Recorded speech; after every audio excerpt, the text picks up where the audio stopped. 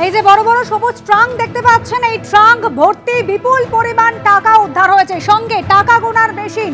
কোথা থেকে উদ্ধার হয়েছে? বীরভূমের পাথর ব্যবসায়ী টুলু মণ্ডলের আত্মীয়ের বাড়ি থেকে টাকা গোনার মেশিন পর্যন্ত ছিল এবং এই ট্রাঙ্কে করে প্রচুর পরিমাণ টাকা, এমনকি সোনা পর্যন্ত উদ্ধার হয়েছে। পার্থপ্রতিম ঘোষ আমাদের প্রতিনিধি রয়েছেন আমাদের সঙ্গে টেলিফোন লাইনে। পার্থপ্রতিম, কত পরিমাণ টাকা সোনা উদ্ধার হলো এই পাথর ব্যবসায়ীর আত্মীয়ের বাড়ি থেকে? দেখো, উদ্ধার কবে শুধু নয়, একেবারে উদ্ধার এখনো পর্যন্ত হচ্ছে এবং টাকা গোনার কাজ কিন্তু চলছে। এবং তোমাকে বলবো যে টুলু মণ্ডল, এই যে ব্যবসায়ী, পাথর ব্যবসায়ী, তার বাড়ি, তার যে আত্মীয়, সেই আত্মীয়ের বাড়িতে আজকে তল্লাশি, এবং সেই তল্লাশিতে এখনো পর্যন্ত হচ্ছে কাঁড়ি কাঁড়ি সোনা এবং টাকা, সেটা কিন্তু উদ্ধার হচ্ছে। টাকার পরিমাণটা তোমার যদি এখনো পর্যন্ত বলি, যেটা গোনার কাজ চলছে, এবং সেই টাকা হচ্ছে প্রায় 5 কোটির ওপর টাকা। সেই টাকা কিন্তু এখনো পর্যন্ত গোনার কাজ সম্পন্ন হয়েছে। অন্যদিকে বাড়ির ভেতরে দেখা যাচ্ছে সোনা, প্রচুর সোনা, প্রায় 15 কেজির ওপর সোনা এখনো পর্যন্ত উদ্ধার হয়েছে। অর্থাৎ এই 15 কেজি সোনা, আর যার আনুমানিক বাজার মূল্য সেটা হচ্ছে প্রায় 22 কোটি টাকার মতো। অর্থাৎ এই 22 কোটি টাকার সোনা এবং 5 কোটি টাকার নগদ এখনো পর্যন্ত উদ্ধার হয়েছে। বাড়ির মধ্যে এই যে ব্যবসায়ী, তার বাড়ির মধ্যে তার আত্মীয় যে বাড়ি, যে বাড়িতে আজকে মোহাম্মদ বাজার থানা পুলিশ হানা দেয়, দেউচা যে বাস স্ট্যান্ড, সেই বাস স্ট্যান্ড সংলগ্ন এলাকায় মিনার মণ্ডল, সে হচ্ছে বাসের চালক ছিলেন, এবং সেই মিনার মণ্ডলের বাড়িতে আজকে মোহাম্মদ বাজার থানার পুলিশ তারা হানা দেয়। এবং সেই হানা দেওয়ার পরবর্তীকালে সেখানে হচ্ছে টাকা গোনার যন্ত্র, সেখানে টাকা, সেখানে সোনা, সবটা উদ্ধার হচ্ছে। টুলু মণ্ডলের যে খোঁজ কিন্তু চালানো হচ্ছে। টুলু মণ্ডল বর্তমানে পলাতক অবস্থায় রয়েছে। যেমনটা মনে করা হচ্ছে, টুলু মণ্ডলের এই টাকা, সোনা, সেই সবটাও হতে পারে এগুলো।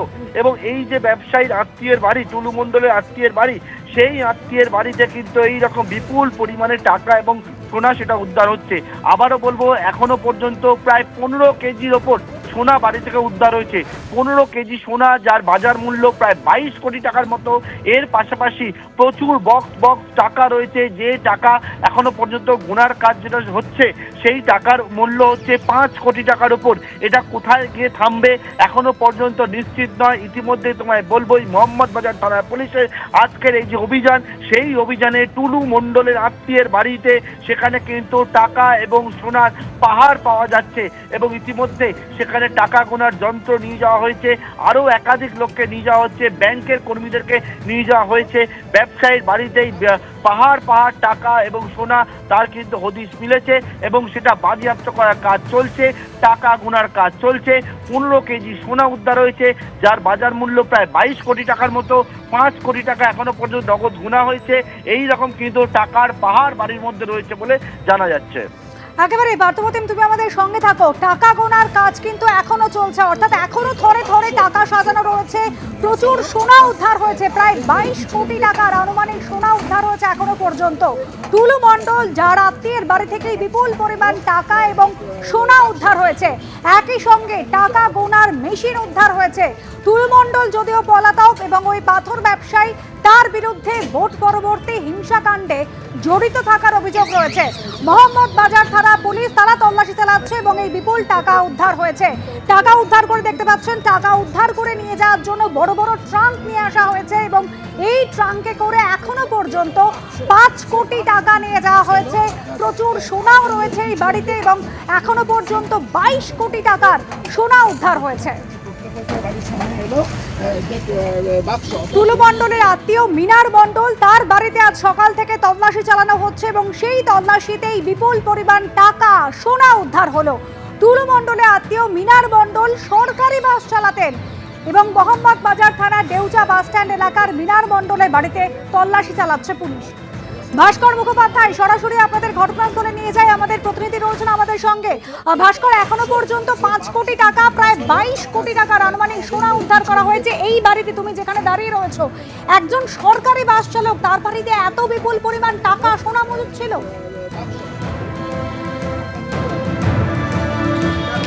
একদমই, দেখো এই মুহূর্তে আমরা দাঁড়িয়ে রয়েছি মিনার মণ্ডলের বাড়ির সামনে এবং সেখানে তল্লাশি চলছে। পুরো এলাকা পুলিশ ঘিরে রেখেছে এবং ঠিক বাড়ির দোতলার ওপরে সেখানেই তল্লাশি চালানো হচ্ছে, যেটা আমরা পুলিশ সূত্রে জানতে পারছি।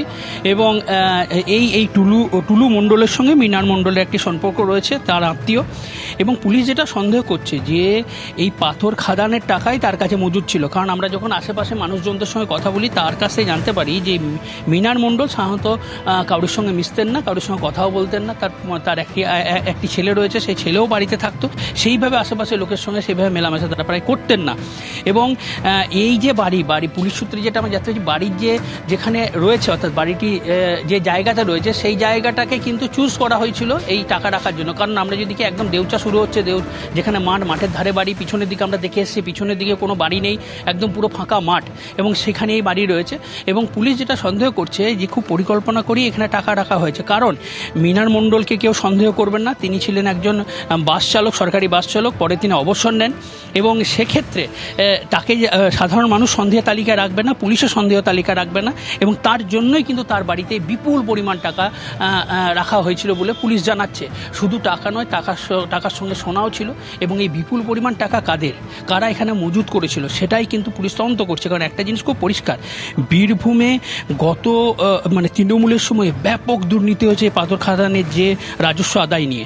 কারণ বিজেপির অভিযোগ ছিল যে প্রতিদিন এখানে রাজস্ব আদায় হতো 70 লক্ষ টাকা তৃণমূলের সময়, এবং এই রাজস্ব আদায় এখানে 6টি গেট রয়েছে, এই রাজস্ব আদায়ের পুরো দায়িত্বে ছিল টুলু মণ্ডল।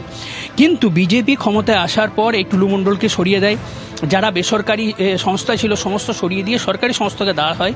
সেক্ষেত্রে প্রতিদিন 2,80,00,000 টাকা করে উঠছে, অর্থাৎ প্রতিদিন যদি 2,80,00,000 প্রায় 3 কোটি টাকা ওঠে, তাহলে মাসে হচ্ছে 90 কোটি। আর আগে কত পেত মাসে? না 21 থেকে 22 কোটি টাকা তো রাজস্ব আদায় হতো। তাহলে এই যে বিপুল পরিমাণ প্রায় 90 কোটি, 60 কোটি টাকার মতো কোথায় যেত? এই টাকা কাদের হাতে যেত, কোথায় রাখা হতো? এবং সেই টাকারই একটা বড় অংশ এখানে মজুত করা হয়েছিল কিনা সেটাও পুলিশ তদন্ত করছে। কারণ বিজেপি আসার পর তারা অভিযোগ তুলেছিল যে পাথর খাদানে ব্যাপক দুর্নীতি হয়েছে, সেই দুর্নীতি তদন্ত। ভাস্কর, তুমি আমাদের সঙ্গে থাকো। বিজেপির তরফ থেকে ঠিক কি অভিযোগ জানানো হচ্ছে? সাঁইথিয়ার বিজেপি বিধায়ক কি বলেছেন শোনাবো।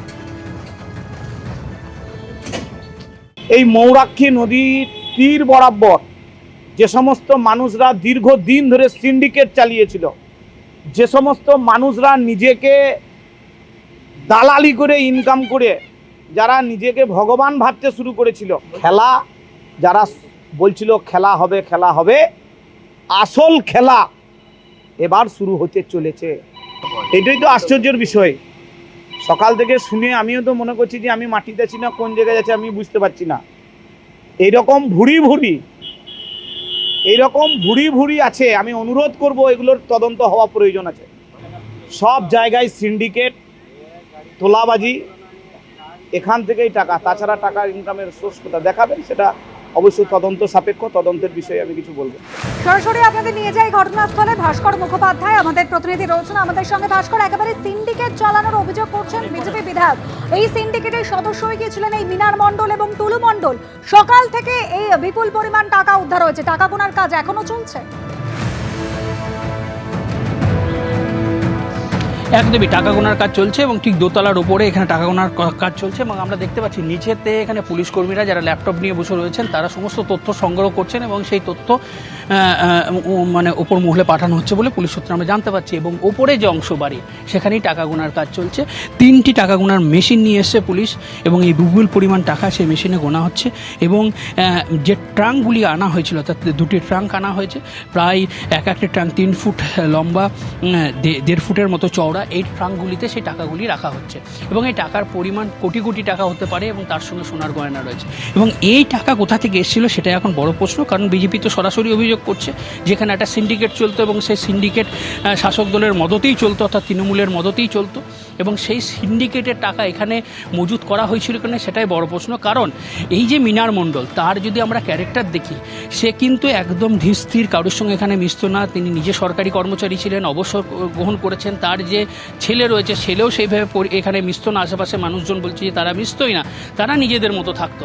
এবং ঠিক সেই কারণে, এবং বাড়িটা যদি আমরা দেখি সেইভাবে কিন্তু কোনো চাকরি চাকচক্য নেই বাড়ির মধ্যে, যে এত টাকা এখানে মজুত করা হয়েছে এবং সেই যে চাকচিক্য থাকার কথা, এরা বিভিন্নভাবে এইসব সিন্ডিকেটের সঙ্গে জড়িয়ে রয়েছে কিনা সেই সব নেই। একদম সিম্পল একটা বাড়ি, সেখান থেকে এবং এইটাকে সামনে রেখেই কিন্তু এখানে টাকা মজুত করা হয়েছিল। এবং টাকা মজুত করা হয়েছিল এবং যে বিপুল পরিমাণ টাকা মজুত ছিল সেই টাকা গোনার কাজ কিন্তু এখনো চলছে। এখনো পর্যন্ত 5.5 কোটি টাকা উদ্ধার হয়েছে, এমনকি 15 কেজি সোনা, যার আনুমানিক বাজার মূল্য প্রায় 22 কোটি টাকা। এই বিপুল পরিমাণ টাকা এবং সোনা উদ্ধার হয়েছে, টাকা গোনার কাজ চলছে।